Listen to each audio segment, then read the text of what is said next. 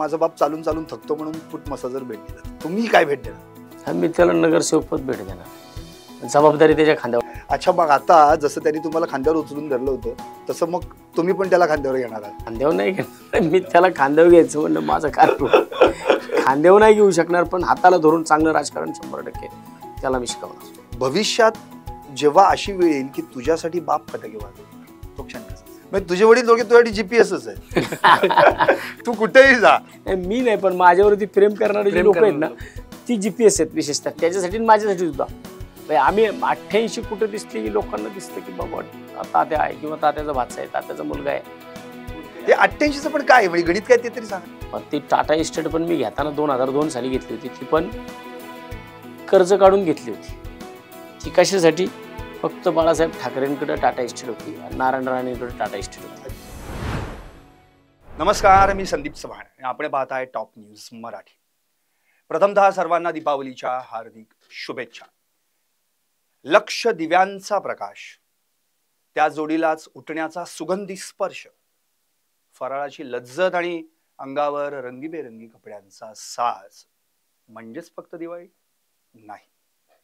दिवाळीचा अर्थच असा आहे की जर 4 दिवे जरी तुम्ही लावलेत तरी त्यातला पहिला दिवा हा आपल्या मनात लावायला हवा, दुसरा हा आपल्या सगळ्या कुटुंबातल्या लोकांसाठी प्रकाशित करायला लावायला हवा, तिसरा अंगणात, आणि चौथा ज्याला दिवाळीच माहित नाही त्याच्या घरात, त्याच्या मनात लावायला हवा. अशीच दिवाळी साजरी करणारे, आपल्या घरासोबत इतरांच्याही घराच्यात प्रकाश पडावा यासाठी धडपडणारे या समाजात खूप जण आहेत, पण कधी दाखवत नाहीत, मिरवत नाहीत. असंच एक कात्रजचं व्यक्तिमत्व, जे कायम वाढदिवस स्वतःचा पण उपक्रम दुसऱ्यांसाठी, कार्यक्रम स्वतःसाठी न करता इतरांसाठी कसे करता येतील. थोडक्यात म्हणतात ना, राजाला रोजच दिवाळी पण ती जनतेची असली पाहिजे तर तो राजा जनतेचा असतो, हे दाखवून देणारं व्यक्तिमत्व. तर वेगळं काही ओळख करायची गरज नाही, ते व्यक्तिमत्व तुमच्या समोर अगदी काही वेळातच मी प्रकट करणार आहे. पण त्याच्याच जोडीला अगदी त्यांच्याच पावलावर पाऊल टाकून चालणारं त्यांचंच छोटंसं रूप, अर्थात अंगापिंडानं मोठंच आहे, पण ते देखील आता त्यांच्यासोबत या मुलाखतीत उपस्थित आहे. मुळात एक पोस्ट मला आठवते, त्या पोस्ट म्हणजे खरं म्हणजे मी दोघांच्या पोस्ट सांगतो. ही बाप लेकाची जोडी आहे. बापाने एक परवा पोस्ट केली की मुलगा बापाचा विचार करू लागला की समजायचं तो मोठा झाला.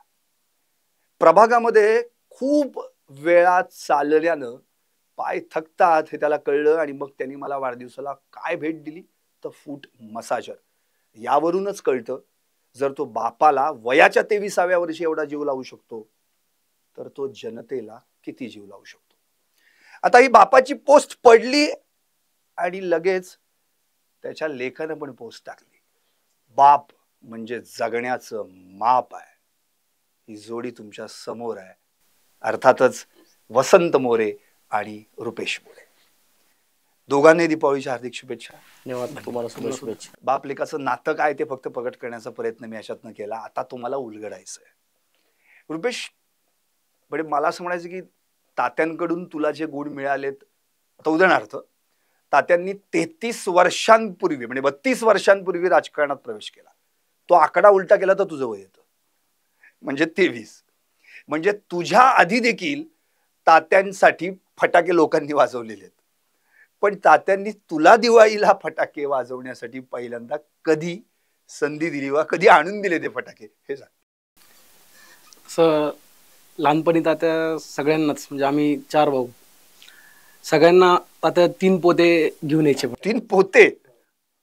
आता तुम्ही वडिलांसाठी किती पोत्यानं नाही, आता तुम्ही तर ट्रकनं फटाके वाजवता. तर त्यावेळेस तात्या प्रत्येकाला 1 पोतं असं फटाकड्यांचं भरून द्यायचे. मग त्यात ते सेपरेशन करायचे, तू छोटा आहेस मग तू कुठल्या वाजवायचे, जो मोठा भाऊ आहे त्यांनी कुठले वाजवायचे. ज्याला जास्त रिस्कवाले फटाके आहेत ते आम्हाला देत नव्हते, जो मोठा आहे त्याला ते फटाकडे द्यायचे. तेव्हापासून फटाके वाजवत. पण आता असं वाटतं की तुला आता त्यांनी रिस्क घेण्यासाठी पण प्रयत्न करायला सुरुवात केली? नाही, रिस्क घेतलीच पाहिजे. रिस्क घेतल्याशिवाय समजणार सुद्धा नाही. ते घेतच राहायची रिस्क. शेवटी त्यांनी शिकवलेलंच आहे, रिस्क घेतल्याशिवाय पर्याय नाही म्हणून. बरोबर आहे. तात्या, मुळात तुमचं दोघांचं जे नातं आहे ते बाप लेकाचं नातं, आणि प्रत्येकाला असं वाटतं की मुलगा आपल्या पावलाच्या चालीनं चालावा आणि भविष्यात तो माझा लिगसी म्हणून किंवा वारसदार म्हणून असावा. पण तो राजकीय वारसदार असावा असं तुम्हाला खरंच वाटलं होतं का? त्यांनी त्याचं स्वातंत्र्य आहे, त्याला जर यायचं असेल तर त्यांनी यावं, नाहीतर न यावं? 100% मी शिक्षणाच्या बाबतीत सुद्धा त्याला तशाच प्रकारचा फ्रीडम दिला होता. तुला काय व्हायचंय तू ठरव. कारण बऱ्याचदा आई वडिलांच्या अपेक्षा पूर्ण करता करता मुलं थकतात आणि मग ती कधी कधी वेगळ्या मार्गाला जातात. परंतु मी त्याला पहिल्यांदाच विचारलं होतं की तुला नक्की काय करायचंय. तेव्हा त्यांनी मला सांगितलं की हॉटेल मॅनेजमेंट करायचं. 12वी झाल्यानंतरनं त्यांनी हॉटेल मॅनेजमेंटला प्रवेश केला आणि मध्यंतरीच्या कालावधीमध्ये थोडा डळमळीत पण झाला होता सुरुवातीच्या काळात. मी तेव्हा सांगितलं चॉईस कोणाची आहे? तुझी आहे. मी सांगितलं का तुला? नाही. आता तू चॉईस केली, आता पूर्ण करायचं, अर्धवट सोडायचं नाही. त्यामुळं मला आता वाटतं की आज सर राजकारणाचं जे काय आता व्यावसायीकरण चाललंय ना, ते पाहिल्यानंतरनं कधी कधी असं वाटतं की जर प्रत्येकाने राजकारणामध्ये माणसं जर व्यवसायीकरणासाठीच आणली, प्रत्येकाने स्वतःचा वारसदार हा व्यवसायासाठी. कारण आजकाल राजकारणात जर पाहिलं ना तुम्ही, पैशातून सत्ता आणि सत्तेतून पैसा एवढंच गणित चाललंय. परंतु मला असं वाटतं की मी जे एक वेगळं राजकारण करतो की समाजातल्या आडलेल्या नडलेल्यांना जे काही मी मदत करण्याचा प्रयत्न करतो, मदत करतो. शहरावरती जे संकट आलं होतं कोरोनाचं, त्या काळात सुद्धा मी अंग झटकून काम केलं. मी घरात बसलो नाही कधीच 2 वर्षामध्ये.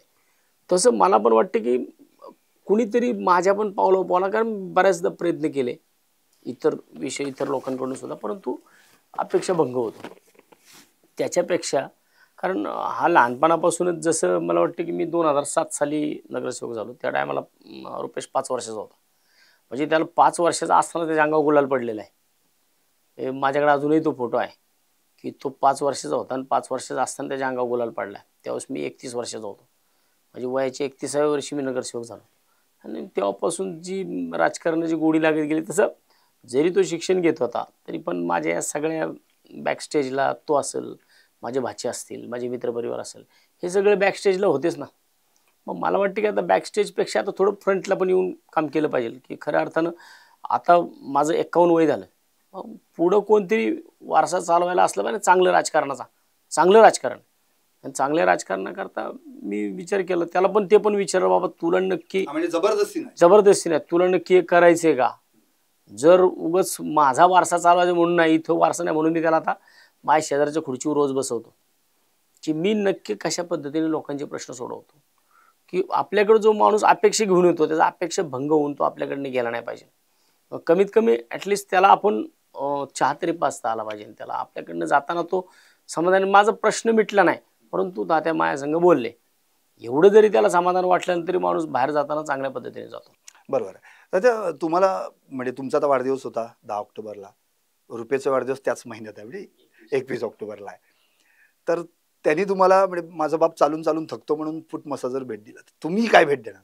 हा, मी त्याला नगरसेवकपद भेट देणार, जबाबदारी त्याच्या खांद्यावर. अच्छा, मग आता जसं त्यांनी तुम्हाला खांद्यावर उचलून धरलं होतं तसं मग तुम्ही पण त्याला खांद्यावर घेणार आहात? खांद्यावर नाही घेणार मी त्याला, खांद्यावर घ्यायचं म्हणलं माझं काय, खांद्यावर नाही घेऊ शकणार, पण हाताला धरून चांगलं राजकारण 100% त्याला मी शिकवणार, शिकवतोय. रुपेश, मला एक असा प्रश्न पडलाय की नेहमी आता आपण तात्या काय ऑन फील्ड असतात. आता तू अगदी आत्ताच म्हणाले होते की वयाच्या 5व्या वर्षी तुझ्या अंगावर गुलाल पडला, तू त्यांच्यासाठी अनेक फटाके नंतर वाजवले. पण भविष्यात जेव्हा अशी वेळ येईल की तुझ्यासाठी बाप फटाके वाजवतोय, तो क्षण कसा असेल? भविष्यात दुसरं काही, त्याच्या व्यतिरिक्त दुसरं काहीच नसेल. जे पाहिजे असेल मनाला त्याच्या व्यतिरिक्त काहीच नसेल. की तू स्वतःहून म्हणालास की बाप म्हणजे जगण्याचं माप आहे आणि तो आपल्यासाठी फटाके वाजवतोय. आणि ही वेळ वेगळीच असते ना. म्हणजे मुलगा बापासाठी फटाके वाजवतो हे कॉमन झालं, पण बापानं मुलासाठी फटाके वाजवले.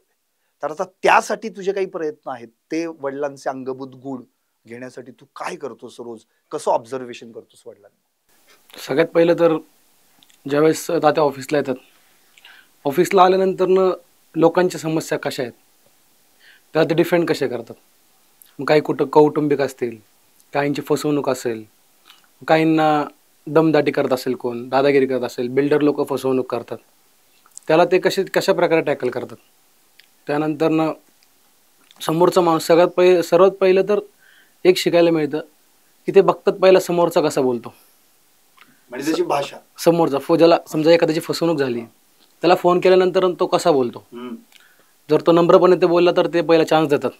समोरच्या माणसाला पण सांगतात की मी दमदाटी करू शकत नाही, मी पहिला एकाला चान्स देतो. चान्स दिल्यानंतर त्यांनी जी मुदत दिली त्याच्यामुळे त्यांनी नाही पूर्ण केलं तर मग मी बघेल. ते शिकण्यासारखं आहे. अच्छा, म्हणजे वडिलांचं ऑब्झर्वेशन तू चांगल्या पद्धतीनं करतोस आणि तेच गुण तू घेत असतोस. बरं, आता दिवाळीचा अगदी मोसम सुरू आहे. काय वडिलांनी काय दिवाळीसाठी तुला स्पेशल काय ड्रेस, काय वेगळी खरेदी, वेगळी भेट? नाही, असं काही नाही. भेट तर कायमच देत असतात ते, आणि ते वडील हीच खूप मोठी भेट आहे माझ्यासाठी. त्यामुळे दुसरे काय अपेक्षा नाही. मला तुलाच जास्त प्रश्न विचारायचे वाटतात, पण काय म्हणजे तात्या समोर आहेत त्यामुळं. तात्या, मला सांगायचं की तुम्ही रुपेशला असा कधी स्वतः वैयक्तिक वेळ दिला का? की आम्ही तुमचे खूप व्हिडिओज पाहतो, मित्रांसमोर तुम्ही अगदी फिरायला जाता सगळीकडे मित्रांसोबत वगैरे, पण त्याच्यासाठी किंवा कुटुंबासाठी किती असा वेळ दिलाय तुम्ही? रोज रात्री 1 तास त्यासाठी असतो माझा. रोज रात्री, रोज मी 11:30-12 वाजता त्याच्या कॉफी शॉपवर जातो आणि त्याच्या कॉफी शॉपवर आम्ही अर्धा ते 1 तास दोघं बसतो गप्पा मारत. आमचा भाचा पण असतो, प्रतीक असतो, महेश असतो, कधी कधी मित्र असतात. पण आम्ही कोण नसलं तर किती पाऊस असते, आम्ही दोघं आणि आमचा गबऱ्या म्हणून एक कुत्रा आहे, आम्ही तिघं तर हमेशा तिथं असतोच कात्रज चौकामध्ये. मग त्यावेळेस मग सगळ्याच गोष्टी होतात. मग राजकारणावरच्या गप्पा गोष्टी होतात, घरातला काय विषय असेल तर तो होतो, व्यवसायाच्या संदर्भात होतात. या सगळ्याच गोष्टी तिथं बसल्यानंतर ना, किंवा तिथं कोण आलं तर मित्र परिवार तो पण तिथं येतात रात्रीच्या. तर लोकांना माहीत झालं मी कॉफी शॉपवरती बसलेला असतो, त्यामुळं तिथं मी मुळात त्याला ह्याच विषयामध्ये रिसॉर्ट पण झालं. त्याच्यानंतर ना आता तो कॉफी शॉपवर बसतो की राजकारण करता करता माणसाला 4 पैसे कमवायचं पण अक्कल आली पाहिजे ना. नाही तर काय होतं की आजकाल बाप एवढं कमवतो, मी एवढं कमवलं नाही आयुष्यामध्ये कधी. मी फक्त लोकांचं प्रेम कमवलं. मी जर एवढं कमवलं असतं की तो असा झोकून देऊन काम केलं नसतं त्याने. चला बापाच्या मेहरबानीवर आपण होणार आहे, पण तसं नाही. त्याला मी व्यावसायिक सुद्धा सगळ्या गोष्टी त्याच्या अंगावरती टाकलेल्या आहेत की तू व्यवसाय कर. म्हणजे जर आपल्याला 4 पैसे कमवतो ना, तर आता एखाद्या ठिकाणी त्याला ज्यावेळेस 2-3 हजार रुपये खर्च करायचे असतील, मग त्याला ते गणित कळतं की अरे माझा काल कॉफी शॉपवरती 5,000 रुपये व्यवसाय झाला, मग आज मला 5,000 रुपये एकदम खर्च करायचे म्हटल्यावरती माझा दिवस गेलाय. 12 तास मी त्या कॉफी शॉपवर बसलो, त्यावेळेस मला 5,000 रुपये संध्याकाळी मिळाले. मग मी आता हे 5,000 रुपये असे कसे काय एकदम खर्च करू? हे प्रत्येक बापाने, म्हणजे एक वसंत मोरे म्हणून नाही, पण प्रत्येक बापाने मुलांवरती या गोष्टी कटाक्षाने लक्ष ठेवलं पाहिजे. शिवाय म्हणजे असा कधी दिवस होत नाही की आम्ही एकमेकांना फोन करत नाही. आम्ही कायम एकमेकांना फोन करतो. मी कुठं बाहेर गेलो असेल तर मी त्याला करतो, कधी तो बाहेर गेला असेल तो मला करतो. आणि विशेषतः म्हणजे असा दिवसच येत नाही आमच्यामध्ये कधी आम्ही फोनवरतून बोललो नाही किंवा काय, कंटिन्युअसली. आणि आमचं बाउंडिंग अतिशय चांगलं आहे. त्यामुळं मला वाटतं की एक चांगला राजकारणी घडवण्यामध्ये मी चांगला यशस्वी होईल. तुमचं एक वैशिष्ट्य आहे की म्हणजे प्रतीक असो किंवा तुमची भाची कंपनी असो, मित्र परिवार असो, नितीन असतील किंवा आणखी, आणि रुपेश तुमचं मुलं, तुमच्याकडे सगळेच सारखेच असतात. म्हणजे अगदी प्रभागातला कुणी आला सोबत त्याला नेणार, चहा पाणी भेटणं वगैरे सगळ्या गोष्टी. हे जे सगळ्यांना धरून चालण्याची जी तुमचं जे बॉन्डिंग आहे सगळं, ते रुपेशकडे आहे का? अगदी रुपेश समोरच मला तुम्हाला विचारायचं. कारण मला वाटतं की माझा मित्रपरिवार जेवढं आहे ना, माझ्या मित्रपरिवारापेक्षाही जास्त मित्रपरिवार त्याचा आहे, आणि तो सगळा यंगस्टरमध्ये आहे. आता माझे तर आम्ही म्हटलं तर 20 ते 25 मित्रपरिवार आमचा असा आहे की आम्ही सातत्याने एकत्र असतो. आमचा ग्रुप आहे, त्या ग्रुपवरती आम्ही, पण त्याचा ग्रुप माझ्यापेक्षा मोठा आहे. आणि मध्यंतरीच्या कालावधीमध्ये काही इन्सिडेंट्स घडले होते, धमक्या येण्याच्या किंवा काय. शेवटी ह्या गोष्टीमधनं सुद्धा आम्ही दोघंही कधी खचून गेलो नाही. पण मी त्याच्यामध्ये ज्यांनी कुणी त्याला धमक्या दिल्या होत्या त्याला मी मुंबऱ्यातनं शोधून आणला पोलिसांच्या आधी. म्हणजे पोलीस नाही शोधू शकले त्याला लवकरात लवकर, परंतु त्याचं जे काही लोकेशन होतं, ते लोकेशन ज्यावेळेस आम्ही पोलिसांना काढून दिलं, त्याच्यामध्ये आमचा मास्टर की प्रतीक होताच, ते जे काही त्याचं लोकेशन जेव्हा आम्ही पोलिसांना दिलं तेव्हा पोलिसांनी पण चक्रावून गेले होते की तो जम्प करत होता लोकेशन. पण ते माझ्या डोक्यामध्ये सारखं ते भिनत होतं, तुझं जवळनं तुझ्या डोक्यात गोळी मारणार, जवळनं नजदीक आके तुझे गोली मारूंगा. त्याला आम्ही शेवटी शोधून काढला, पण तो फेक होता. त्यानंतर पण पोलिसांनी पण त्याला आणला, मग त्याच्यावरती कारवाई झाली. पण या गोष्टी ज्या आहेत ना, की आपण एकमेकांसाठी काहीतरी लागतो, हे असलं पाहिजे एकमेकांमध्ये, आणि ते आमच्यामध्ये बॉन्डिंग आहे. रुपेश, म्हणजे वसंत मोरेंचा मुलगा असं म्हणून काही बर्डन तुझ्यावर आहे का? म्हणजे उदाहरणार्थ की त्यांचे इतके फॅन फॉलोअर्स आहेत किंवा त्यांचे इतक्या जवळचे आहेत, जवळपास पुण्यातलं असं घर नाही की त्यांना वसंत मोरे हे नाव माहित नाहीये, तर त्यांचा मुलगा म्हणून आपण कसं राहिलं पाहिजे किंवा कसं वागलं पाहिजे, असं काही बर्डन तुझ्यावर? नाही, उलट चांगली गोष्ट आहे, जबाबदारी आहे. आणि रेस्ट्रिक्शन्स राहतात काही सगळ्या गोष्टींमध्ये. वाकडं पाऊल कुठे टाकायची? कुठेही जरी फिरायला जरी गेलो तर 88 नंबरची गाडी जरी दिसली तरी लोकांना वाटतं तात्याच आहेत. आम्ही किती लांब, आम्ही तिरुपतीला गेलो होतो, तिकडे तात्या म्हणूनच आम्हाला शोधायला लागले लोक. आम्ही कुठेही जाऊ दे, त्यामुळं असं काय एक कायम असं एक वलय राहतात त्यांच्या सोबत आजूबाजूला. म्हणजे त्यांना तर कधी खोटं पण बोलू शकत नाही. खोटं बोललं की ते पकडतातच. त्याच्या गाडीचं कधी कधी पूर्वी, म्हणजे जेव्हा त्याला गाडी घेतली मी, 1-2 वेळा मला बाहेरनं फोन आले, अहो तात्या थांबा थांबा थांबा. नाही भाऊ, मी तर नाहीये. मग अहो गाडी खूप जोरात गेली. मग मी लगेच इमिजिएट त्याला, आता तुझी गाडी इथं होती, मग त्याला तो पण हे असतं म्हणून मी 88 नंबरची गाडी घेतली त्याला सुद्धा. मला म्हणजे तुझे वडील दोघे तुझ्यासाठी जीपीएसच आहे. तू कुठेही जा. मी नाही, पण माझ्यावरती प्रेम करणारे जे लोक आहेत ना, ती जीपीएस आहेत विशेषतः, त्याच्यासाठी माझ्यासाठी सुद्धा. आम्ही 88 कुठं दिसली की लोकांना दिसतं की बाबा तात्या आहे, किंवा तात्याचा भाचा आहे, तात्याचा मुलगा आहे. ते 88चं पण काय म्हणजे गणित काय ते तरी सांगा. आणि 88 काय, आमच्या इथं काही जणांनी, म्हणजे ज्या टायमाला मी नगरसेवक झालो त्या टायमाला, पूर्वी सुरुवातीला माझी गाडी तशी नव्हती. माझी सुरुवातीची गाडी टाटा इस्टेट होती माझ्याकडे.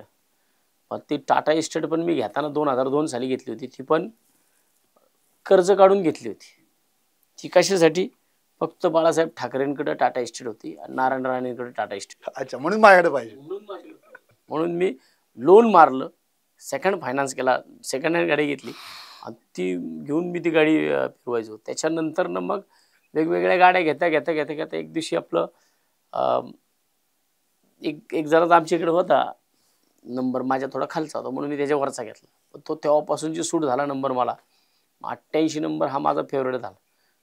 तेव्हापासून तर आजपर्यंत 88 व्यतिरिक्त मी गाडीच घेतली नाही.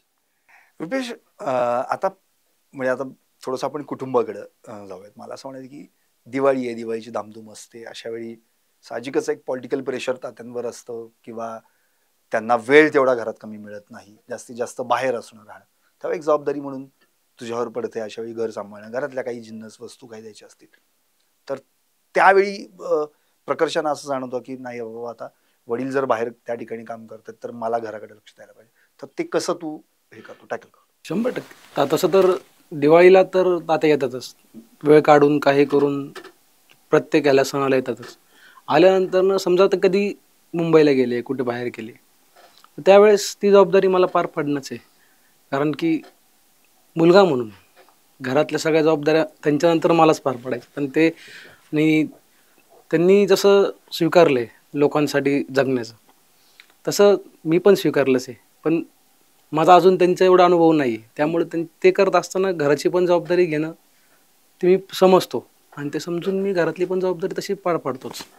अच्छा, म्हणजे आता त्यांचं जे वाक्य होतं की मुलगा बापाचा विचार करू लागला की मुलगा मोठा आला, पण लगेच खाली त्यांनी ते 20 वर्षाच्या आहे म्हणून असं. म्हणजे मला असं म्हणायचं की त्यांच्यावर जसं म्हणजे तुमचं छत्र आहे, म्हणजे तात्यांचं जसं छत्र आहे तसंच ते प्रत्येक मुलाच्या आयुष्यात बघत असतात त्याच पद्धतीने. मग तो अगदी प्रभागातला असेल किंवा दूरचा असेल किंवा त्यांचा फॅन असेल तर त्याला देखील ते त्या पद्धतीने सांगतात.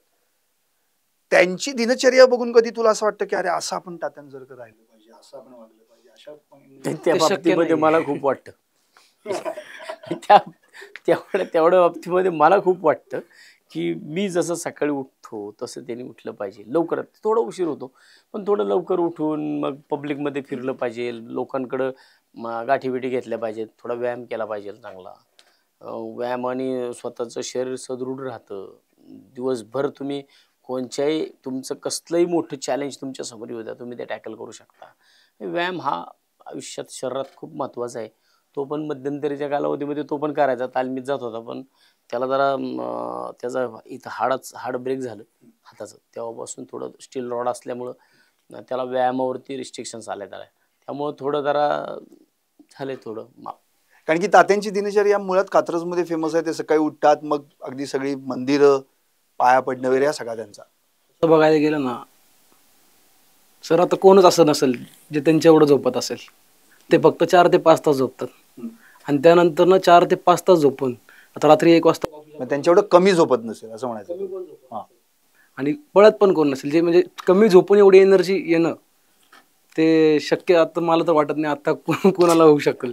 कारण की त्यांनी जे कष्ट केलेले आहेत ते कायम प्रत्येक गोष्टीमध्ये बोलून दाखवतात. मग सकाळी ते सांगतात सकाळी 5 वाजता व्यायामाला उठायचो, मग तिथनं धारा काढायचो, मग लोकांच्या घरातनं दूध टाकायचो, मग इस्तारीच्या दुकानावरती जायचो, मग त्यानंतर शाळेत जायचे. कॉलेजला मी सायकलवर जायचो. मग त्यांनी जे सांगितलं की त्यांनी एवढं कष्ट केलेलं आहे त्यामुळं असं वाटतं की हां एवढं आहे की त्यांच्यासारखं करू शकतो, पण त्यांच्या एवढं नाही करू शकत. ते करण्याचा प्रयत्न. मला आता असं एक म्हणायचं, तात्यांची एक छबी अशी आहे की अन्यायाविरुद्ध वाचा फोडणे. म्हणजे आत्ताच उद्धवसाहेब ठाकरे पण येऊन गेले आणि त्यांनी तर थेटच तात्यांबद्दल वाक्य उच्चारलं की अरे दंडुका का घेऊन फिरतोय, हे मी नुसतं बघायचं पण आता कळलं का दंडुका घेऊन फिरतोय.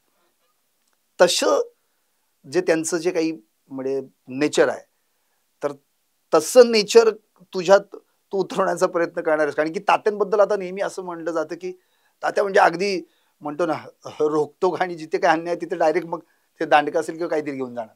नाही तसं तात्यांचं नाव सांगितलं तर समोरचा ते पाऊल उचलण्याची वेळ. आता बस नामी काफी असं म्हणायचं, आता दांडके उचलायची गरज नाही लागणार. नुसतं तात्यांचा मुलगा बोलतोय म्हणून सांगितलं तरी चांगले प्रश्न मार्गी लागतात, चांगली जनतेची कामं सुटतात.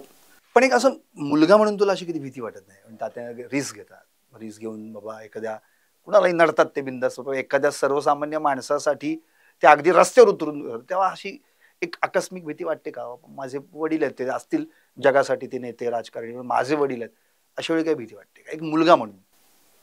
तशी वाटते पण नाही वाटत. वाटते पण नाही पण नक्की, कारण वाटते पण नाही वाटत म्हणजे वाटते म्हणजे कसं कधी कधी एक सॉफ्ट हार्टेड म्हणून वाटतं, पण असं वाटतं की तेव्हा माणूसच वेगळे आहेत त्यामुळे भीती नाही वाटत. आणि तसं बघायला गेलं तर आम्ही मोरे आहेत. आम्ही नाही, हे सगळं झालं म्हणजे वलय आडनाव सगळं, पण एक मुलगा म्हणून जेव्हा विचार करतो आपण हार्ट टू हार्ट, माझे वडील आहेत ते, त्यावेळी कुठं ना कुठेतरी अशी भावना निर्माण होतेच ना. जसं तू कुठे बाहेर गेला असशील आणि तू जर त्यावेळेत आला नशील तर तात्यांच्या मनात ती भावना निर्माण होणारच. हो होती ना. मी रात्रीच्या 12:30 जरी वाजले ना कॉफी शॉपवरती यायला तरी मी सगळ्यांना पहिले फोन करतो, एवढा उशीर का झाला, तुझं काय बोलणं झालं का, काय झालं का. मग त्यानंतर ते म्हणले नाही बाबा. हे बाप मुलाचं नातं जे आहे ते अत्यंत महत्वाचं आहे. आणि तेही तू या आता राजकारणात तू प्रवेश करशीलच, पण ते टिकवण्यासाठी तो प्रयत्न जो आहे तुझ्याकडनं तो कायम राहायला पाहिजे अशी आमच्या सगळ्यांची इच्छा आहे. कारण की कुठल्याही मुलाला असं वाटतं की बाबा आपला बाप आहे म्हणून आपण, बाप मुळेच आपली ओळख आहे, म्हणजे प्रत्येक जणाला तसं वाटतं. आता मला तात्याने असं स्पेशली विचारायचं, आता रुपेशमध्ये असे कोणते गुण आहेत की जे गुण खूप चांगले आहेत आणि ज्यामुळे तुम्ही अगदी निवांतात हा गुण याच्याकडे चांगला आहे, पण असे कोणते गुण आहेत की जे गुण नाही आहेत पण ते त्यात त्यांनी आणायला हवे? त्याच्याकडं संघटन कौशल्य चांगलं आहे. त्याचं आता मुलांचं जे त्याच्याकडं आहेत कार्यकर्ते ते पण चांगले आहेत.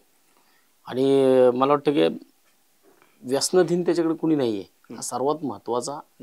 निर्व्यसनी मित्र आहेत. आणि निर्व्यसनी म्हणजे माझ्या घरातच आज आमचे 3 भाऊ, आम्ही 3 भावांची 4 मुलं, आमच्या 2 सख्या बहिणींची 2 मुलं आणि आमचे चुलत भाऊ हे जवळजवळ 7 जण आहेत.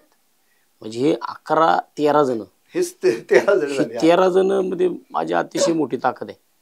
आणि हे त्याच्या व्यतिरिक्त सुद्धा माझ्या घरामध्ये टोटल जर आमचे कात्र यंगस्टर्स मोरे पैकी बघितले तर 30 ते 35च्या आसपास आमचे नुसते मोऱ्यांची यंगस्टर मुलं आहेत. आणि ती बऱ्यापैकी मी सगळीकडे मार्गी लावण्याचा प्रयत्न केलेला आहे, प्रत्येकाला कुठं ना कुठं ते प्रत्येकाच्या घरामध्ये. म्हणजे संघटन कौशल्य द्यायला संघटन कौशल्य चांगले आहे. शिवाय तो आता व्यवसाय पण चांगला करतो. त्याच्यामध्ये या सगळ्या गोष्टी आहेत. आणि विशेषतः म्हणजे त्याला एखादं काम जर आपण थोडं सांगितलं ना, म्हणजे पूर्वी कसं रागवायला लागायचं, आता डोळ्यामध्ये कळतं की मला पटलं, फोन कट झाला की समजायचं पटलं नाही. मग तो ते काम जे आपण सांगितलेलं असतं ते काम मग तिथं जाऊन थांबून मग ते करून घेणार. माझ्या मग रिसॉर्टवरचं एखादं काम असेल तर रिसॉर्टवरच्या कामामध्ये सुद्धा तो कंटिन्युअस असतो. आणि आता आता मी राज्य सोसायटीपाशी एक गार्डन केलं. ते त्याची कन्सेप्ट होती की बाबा इथे खूप येता जाता महिलांना खूप प्रॉब्लेम होत होता, आता इथं काहीतरी केलं पाहिजे. मग त्याच्यानंतर मी त्याला नुसतं सांगितलं, बघ ठीक आहे मी करून देतो, पण बाकी तुझं सगळं काम. मग आजपर्यंत सुद्धा तिथं वेळप्रसंगी पाणी मारायचं काम सुद्धा तो करतो, की बापाने गार्डन करून दिले ते वाळलं नाही पाहिजे. ह्या ज्या गोष्टी माझ्याकडे माझ्या वडिलांनी, बापाने जो ओलावा दिलाय तो टिकवला पाहिजे. माझ्या वडिलांनी ज्या काही गोष्टी मला दिल्या ते मी पण त्याला देण्याचा प्रयत्न करतो. आणि आता असा कोणता गुण नाहीये जो त्याच्यात यायला पाहिजे असं तुम्हाला? मला वाटतं की आता हा गुण तर बऱ्यापैकी आहेत त्याच्याकडे, फक्त व्यायामाचा गुण आला पाहिजे. कंटिन्युटी शारीरिक मेहनत केली पाहिजे आणि जरा वॉकिंग वगैरे केली पाहिजे. ज्या पद्धतीने मी रोज 1 तास व्यायाम करतो, अर्धा पाऊण तास वॉकिंग करतो, ह्या गोष्टी थोड्या जरा कटाक्षाने त्या केल्या तर मला वाटतं की तो सुदृढ पण चांगलं होईल. आणि विशेषतः ज्या काय आता ऑफिसवरती बसल्यानंतर जी लोक भेटतात, जी विशेषतः ऑफिसमध्ये बसले की ज्यांची कामं असतात ती लोक आपल्याकडे येतात, पण ट्रॅकवरती फिरत असताना, बाहेर समाजामध्ये फिरत असताना ज्यांची कामं नसतात ती पण लोक आपल्याला ओळखतात. आणि मला वाटतं की नाही का, वसंत मोरेचा मुलगा आहे म्हणण्यापेक्षा वसंत मोरे याचे वडील आहेत हे मला पण ऐकायला चांगलं वाटेल. सभागृहामध्ये आल्यानंतर तो जर माझ्याबरोबर तिथं आला तर मला वाटतं की पुणे महानगरपालिका अथवा महाराष्ट्रातली आमची पहिली जोडी असेल बापलेकाची. आणि आम्ही खरंच आमच्या भागासाठी प्रत्यक्षात खूप चांगलं काम करू की जे आजपर्यंत कोणी केलं नाही. म्हणजे म्हणून मी पहिलेच म्हटलं की लोकांचं काय जे राजकारणातनं पैसा व्यावसायीकरण चाललंय ना, ते मला कुठेतरी माझ्या भागात थांबवायचं आहे. मला ते माझ्या भागामध्ये माझा उत्तराधिकारी असला ना, तो पण माझ्यासारखा असला पाहिजे की त्यांनी जनतेचा विचार केला पाहिजे सातत्याने, की बाबा लोकांना काय कमी पडते, लोकांना काय पाहिजे. नुसतं बघितलं तर ते तर नजरेत ते माणसाला कळलं पाहिजे ना, हा ही आजची गरज आहे. नाही तर नुसतं काय बजेट येतं, बजेट जातं, टेंडर लागतात, टेंडर होतात, टेंडर संपतात. परंतु अशा काही गोष्टी आहेत. आज माझ्या गार्डनचं तुम्ही पाहिलं तर मी गार्डन 15 वर्षात 16-17 गार्डन केलेत. पण त्या गार्डनवरती मी अजूनही कायम लक्ष ठेवतो. आता 4 वर्ष होत आले, निवडणुका नाही आहेत, पण होळकर गार्डन तुम्ही आजही येऊन बघा. पण ते पण गार्डन यावर्षी परत एकदा राजकारण झालं, ते माझ्याकडनं तोडले गेलं. आम्ही ठीक आहे ना, अजून तयार करू. म्हणजे थोडक्यात रुपेश तात्यांना असं म्हणायचं की ओ देखो वसंत मोरे का लड़का चल रहा है ही ओळख पुसून ओ देखो रुपेश मोरे के पिताजी चल रहे अशी ओळख यायला पाहिजे असं त्यांचं, अर्थातच कुठल्याही वडिलांना असं वाटतं. मला आणखी एक तात्या असा प्रश्न करायचा की स्पेशली रुपेशला, की बाबा तात्या काही निमित्तानं बाहेर गेलेले आहेत आणि आता जनता दरबार म्हणून फेमस आहे, तो मोरे दरबार अशीच त्याची ओळख झालेली आहे.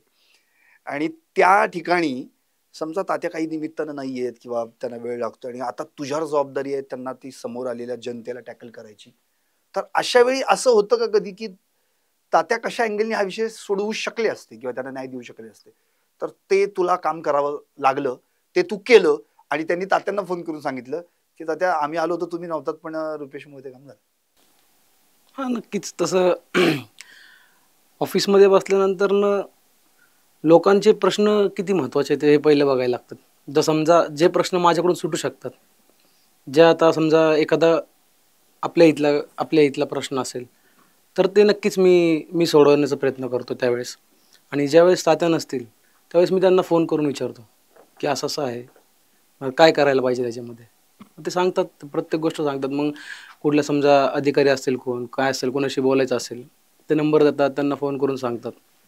मग त्यावेळेस म्हणजे सल्ला घेणं चालू असतं, सल्ला मसलत. बाहेर गेलो ना की ही कामं तर तो करतच असतो, त्या टायमाला बाकीचे सुद्धा असतात. परंतु माझं त्याला मी ज्यावेळेस 1-2-3 दिवसाच्या पेक्षा मी जास्त बाहेर कुठं जात नाही. माझं सगळ्यात महत्त्वाचं पहिलं काम त्याला कुठलं असतं तर जे काही स्टे डॉग आहेत आपल्या रस्त्यावरची रस्ती कुत्री जी असतात त्यांना खायला घालणं. स्ट्रीट डॉग माझ्या गाडीमध्ये आत्ता सुद्धा तुम्ही खाली आलात तर माझ्या गाडीमध्ये आत्ता सुद्धा तुम्हाला फूड्स दिसेल सगळं, आणि मी जाताना ते त्याच्या हवाले करून जातो की बाबा हे काही नाही, एखादं काम कमी कर, संध्याकाळी जिथं ती माझी वाट बघत असतात ना तिथं जा, तिथं जाऊन त्यांना खायला घाल. हे सगळ्यात महत्त्वाचं आणि मोठं काम आहे. हे काय आपण माणूस आहे, आपण कुणाकडे मागू शकतो, पण ते माझे जे 2-3 पॉईंट ठरलेले आहेत त्या पॉईंटवरती जी कुत्री माझी रात्रीची वाट बघत असतात ना त्या ठिकाणी मी त्याला हमेशा पाठवतो. मी स्वतः फोन करून विचारतो, गेलता का रे तिथं, केलं का रे हे, केलं का रे ते. म्हणजे आपण खाऊ शकतो पण त्यांना कळत नाही, तो वाट बघत असतो. त्यांना कसं सांगू त्यांना मी बाहेर चाललोय. नक्कीच. म्हणजे तो तिथं पावसा पाण्याचा पण वाट बघत असतो. मुख्य प्राण्यांवर किती प्रेम करायचं हे आपण गुडलक चौकातलं आंदोलन जाऊ आपण सगळ्या अख्ख्या पुणेकरांनी पाहिलं. बरं, मला रुपेश आणखी एक असं तुला विचारा असं वाटतं प्रश्न, की मुळात तात्यांनी जे काही कमावलंय म्हणजे त्यांचं उत्तर असं म्हणजे ते कायम नेहमी मी माणसं कमावले, म्हणजे त्यांना असे चेहरे पण माहीत नसतील की ज्यांनी फक्त त्यांना बघितलंय पण त्यांनी त्यांना बघितलेलंच नाहीये, अशी खूप लोक आहेत. तर ती जी कमावली आहेत माणसं ती टिकून ठेवण्याची त्यांच्याकडे जी काही स्ट्रॅटेजी आहे, तर त्यासाठी काही त्यांच्याकडनं तू स्पेशल असं काही मार्गदर्शन घेतो का, की बाबा मला हे कसं करता येईल, काय करता येईल? त्या गोष्टीत त्यांचं कायम एक म्हणणं असतं, हलक्या कानाचं होऊ नको, कान सोन्याचे ठेव, सोन्याचे कान ठेव.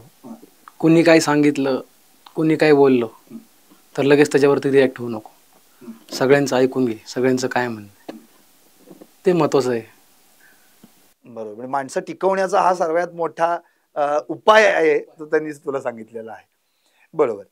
आता बडे मी अगदी थोडंसं फक्त पॉलिटिकलकडे जातो आणि मग परत लगेच आपल्या मूळ मुद्द्याकडे येईल, की आता म्हणजे अजून डिक्लेअर व्हायचंय वगैरे सगळ्याच गोष्टी आल्या, आरक्षण वगैरे, पण ज्यावेळी ती वेळ येईल की आता आपल्याला उभं राहायचंच आहे त्यावेळी म्हणतो ना आपण की त्यांच्याकडनं जे बाळकडू तुला मिळालेलं आहे ते बाळकडू घेऊन आता तुला उभं राहायचंय, तर त्यावेळी भविष्यात जेव्हा नगरसेवक वसंत मोरे अशी पाठी लागेल त्यावेळी आजही 3 टर्म निवडून येऊन सुद्धा त्या माणसाकडे ग ची बाधा नाहीये, तर तो गुण जपण्यासाठी तू काय करणार?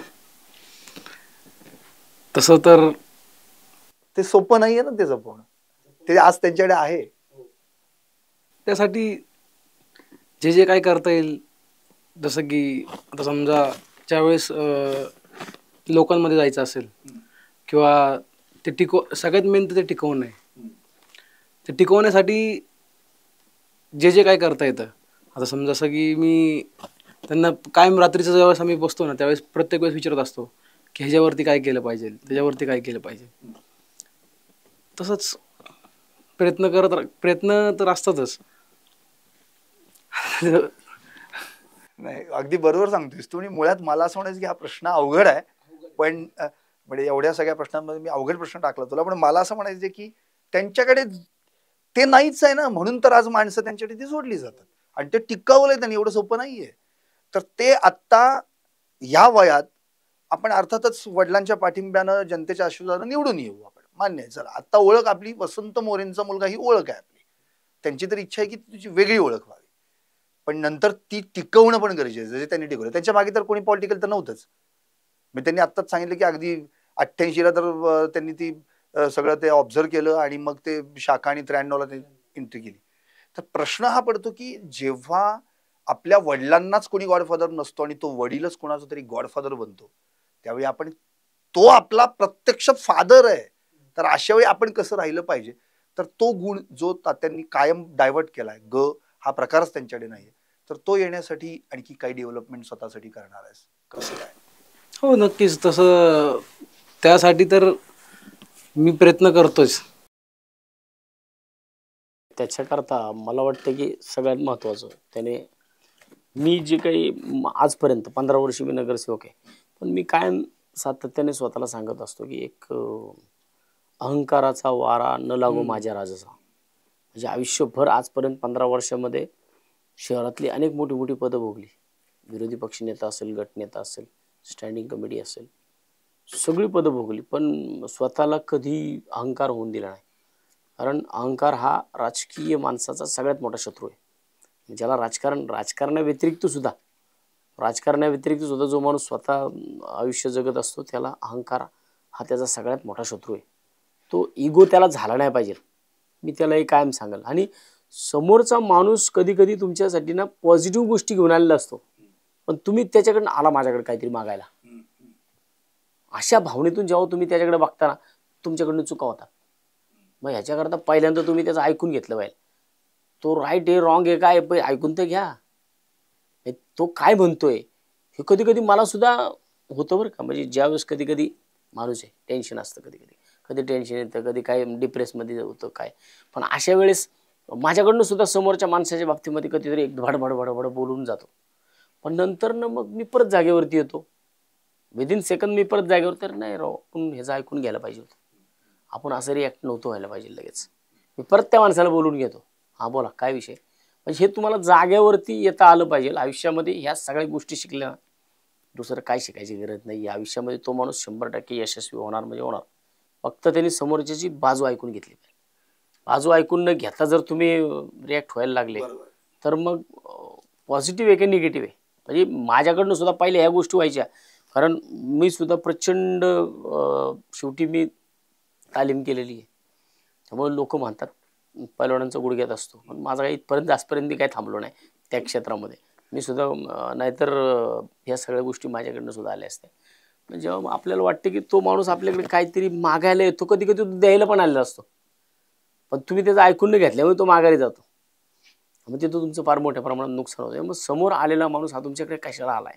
कारण आपण काय मला जो वाटतं की मी IT वाला असतो, मी सॉफ्टवेअर इंजिनियर असतो, तर मी मस्त ना एक स्वतःची एक लाईफ सेटल केली असती कुठेतरी. Second Sunday Saturday Sunday month end weekend करत बसलो असतो. पण मी हे पत्करलंय, ही मला हौस आहे राजकारण करण्याची. त्यामुळं मला समोरच्या माणसाला कोणत्याही परिस्थितीमध्ये त्याने आलेल्या प्रश्नाला नाही माझ्याकडे उत्तर नसलं, ऐकून घेण्याची क्षमता तरी माझी असली पाहिजे. मग तो माणूस बऱ्याचदा तुमच्या बाबतीत तसं म्हणतो की अरे नाही माझं ऐकून घेतलं, मला चहा पाजला, माझ्यासंग बोलला नाही बाबा, असे काय करता नाही आलं तर कमीत कमी 2 शब्द गोड तरी बोलला. बरोबर. म्हणजे मला असं म्हणायचं रुपेश की अर्थात आता बाबांनी पोराला सावरून घेतलं, पण तुला तेच म्हणायचंय जे आता उत्तर दिलं. आणखी एक आता महत्वाचा मुद्दा, शिवसैनिक म्हणजे स्त्रियांचा आदर करणारा, स्त्रियांचा सन्मान करणारा शिवसैनिक, म्हणजे अन्यायाविरुद्ध पेटून उठणारा. आणि आता तर तुमच्या हातातही मशाल आहे आणि तिथं मशाल ज्वलंत आहे. मला असं एक म्हणायचं की कधी आपल्या वडिलांची कधी भाषणं तू ऐकली आहेस का? त्याचा कधी सतत ते काय बोलतात, कुठल्या प्रश्नाला कशी उत्तर देतात, कशी मांडणी करतात, हे कधी ऑब्झर्व केलेस का? तू कधी ऐकलंय का ते? हो, मी जास्तीत जास्त त्यांचं लाईव्ह बघत असतो. अच्छा. लाईव्हच्या वेळेस ते लाईव्ह वेगवेगळ्या प्रकारचे लाईव्ह असतात. त्यांची लाईव्ह अनकट असतात आणि असं पण नाही की बाबा थांबा मध्ये स्टार्ट केलं की एंड करतात. त्या लाईव्ह मध्ये सिच्युएशन काय आहे, कोणत्या सिच्युएशनला काय बोललं पाहिजे, मग त्यांचे भाषण ऐकत असताना कुठल्या मुद्द्यावरती जास्त भर दिला पाहिजे, कुठल्या मुद्द्यावरती नाही बोललं पाहिजे, लोकांच्या प्रश्नावरती भाषणात काय काय काय उल्लेख केला पाहिजे. जसं त्यांच्या भाषणातलं एखादं वाक्य ब्रेकिंग न्यूज होते. म्हणजे मला असं म्हणायचं की ते जी भाषणं किंवा ते वक्तृत्व जे त्यांच्याकडे आहे, तर मागच्याच मुलाखतीमध्ये त्यांनी मला त्याचं उत्तर दिलं होतं. त्यांना मी तो प्रश्न केला होता, त्यांनी असं सांगितलं होतं की ते रात्री मायमिंग करतात, विचार करतात किंवा उद्या मला काय बोलायचंय, आणि त्या अँगलनी ते विचार करतात, अभ्यास करतात, त्याचा मनन ज्याला आपण म्हणतो. अर्थात अध्यात्माकडे त्यांची चांगली हे आहे, आणि मग ते दुसऱ्या दिवशी तसं मांडतात. तर तशी काही तुझ्याकडे, तू कधी त्यांना पाहिलंस का तसा अभ्यास करताना, उद्या काहीतरी आहे आणि उद्या बोलणार आहेत त्या? मी सुद्धा रात्री समजा त्यांनी सांगितलं उद्या इकडे जायचंय, आता तर बघायला गेलं तर अचानक सांगतात तू बोल. अच्छा. अचानक सांगतात, त्याला सरप्राईजच देतात, सांगत नाहीत की तुला उद्या बोलायचंय म्हणून. त्यामुळे मी काय करत असतो, मला तर माहिती, पण तुला अंदाज आलेला असतो की उद्या मला तात्या गुगली टाकू शकतात. त्यामुळे मी रात्री झोपायच्या आधी एकदा विचार करत असतो उद्या काय काय बोललं पाहिजे. समजा आता कार्यक्रम काय, त्यांच्या फेसबुकवरती जायचं, त्या कार्यक्रमाच्या समजा शिवसेनेचा कार्यक्रम आहे, त्या ठिकाणी काय बोलत असेल तर काय बोललं पाहिजे ते सगळं बघतो मी. रात्रीचं सगळं विचार करतो, सकाळी उठल्यानंतर आवरल्यानंतर परत एकदा ते विचार करतो, मग घरातून बाहेर पडतो. काय बोलतो. 2 कार्यक्रम असे झाले. एक तरी तो आत्ता जो बोलला लाईव्हचा विषय, मला माहीत नव्हतं. म्हणजे पहिल्यांदा मी जेव्हा तो लाईव्ह आलेला पाहिला, की कायम तो माझ्या मागं उभा असतो लाईव्हला. परंतु एक दिवशी अचानकपणे माझ्या प्रभागामध्ये असाच माझ्याकडे प्रश्न आला होता. एक वाईन्स आहे, त्या वाईन्सचा लोकांना प्रचंड त्रास होतो सोसायटीतल्या लोकांनी तो मला विषय सांगितला होता आणि मी तिथं जाणार होतो. मी जाऊन लोकांना भेटून आलो. पण त्यांनी तिथं जाऊन ज्या पद्धतीने तो लाईव्ह केला, एक लाईव्ह त्याचा तिथं बाकीचे सगळे कार्यकर्ते मागं उभे वगैरे सगळं, आणि ज्या पद्धतीने त्यांनी तिकडे त्या वाईन्सवाल्याला समज दिली होती, त्याच्यानंतरनं त्या सोसायटीच्या लोकांनी ज्यावेळेस सगळे माझ्याकडे आले आणि मी तो अनकट त्याचा लाईव्ह पाहिला, त्याच्यामध्ये त्यांनी ज्या पद्धतीने त्याच्यामध्ये जे क्रक्स होते की कोणचा कायदा, कोणत्या विषय, कशानुसार काय, तुम्हाला तिथं हॉटेल चालवायची परवानगी आहे का, तुम्ही जर तिकडं वाईन्स चालवता तर तुमच्या वाईन्समध्ये तुम्ही लोकांना समोर दारू देऊ शकता का, तुम्ही त्या ठिकाणी लोक टॉयलेटला उभे राहतात त्याच्यापासून महिलांना त्रास होतो, मग तुमच्यावरती कॉर्पोरेशनच्या कुठल्या ह्याच्यामधनं कारवाई झाली पाहिजे, हे सगळे त्यांनी ज्यावेळेस त्या संबंधित वाईन शॉपवाल्याला सांगितलं. आणि त्याच्यानंतरनं तिथं लोकांची जी रिॲक्शन होती, आणि त्याच्यानंतर कंटिन्युअसली तो तिकडे फिरत होता जाऊन, आज काय झालं, आज दिसतात का लोक, आणि ते जे त्याच्यातनं जे तिथं वातावरण तयार झालं ना, ते लाईव्ह पाहून मला पण वाटलं अरे हो, म्हणजे याच्यात ते गुण आहेत की जो फॉलो करू शकतो. जे आता जे अक्षरशः पोलीस पण सांगतात अरे बरं झालं तू ते केलं, तिथं जरा लोकांचा त्रास कमी झाला, तिथं कधी गर्व वाटतं त्या गोष्टी. नक्कीच. आता अगदी शेवटाकडे येतोय आणि मला असं म्हणायचं की आता खरं म्हणजे बापलेक नववर्षात म्हणजे तुमच्या दोघांना शुभेच्छा आहेत की तुम्ही महापालिकेत जावं, आणि त्यावेळी मात्र तुमच्यामध्ये बापलेक म्हणून नव्हे तर 2 नगरसेवक म्हणून स्पर्धा लागली पाहिजे. स्पर्धा अशी की माझा प्रभाग चांगला काम पद्धतीने होईल की माझ्या वडिलांचा, आणि ही स्पर्धा आणि ही स्पर्धा सकारात्मक असली पाहिजे. वडिलांनी असं त्याच्यापेक्षा मी आणखी कसं होईल, त्याचा फायदा तुमच्यापेक्षा जनतेला जास्त होणार आहे.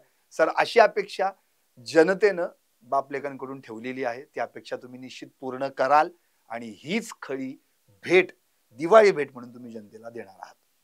आता प्रश्न हा अगदी शेवटचा, आणि मग मी थांबणार आहे. खरं म्हणजे राजकारण या सगळ्या गोष्टी होतच राहतात, ते पुढे चालूच राहील सगळ्या गोष्टी.